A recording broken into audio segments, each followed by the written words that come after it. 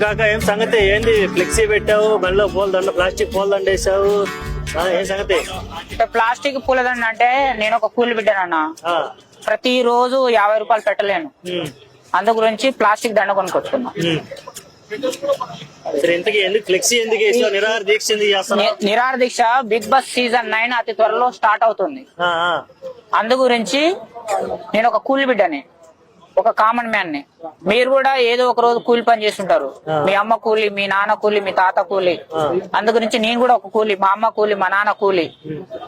నేను కూడా కూలి పని చేసిన అందు గురించి ఒక కూలి బిడ్డ కూలిగానే పుట్టి కూలిగానే సావద్దు మనకంటూ ఒక గోల్ ఉండాలని చెప్పేసి రైతు బిడ్డని కాదు మన మోడీ గారిని కాపీ కొట్టినా ఎందుకు మోడీని ఇన్స్పిరేషన్ గా తీసుకోవాలి కానీ కాపీ కొట్టడం దీనికి ఎందుకనంటే ఆయన ఒక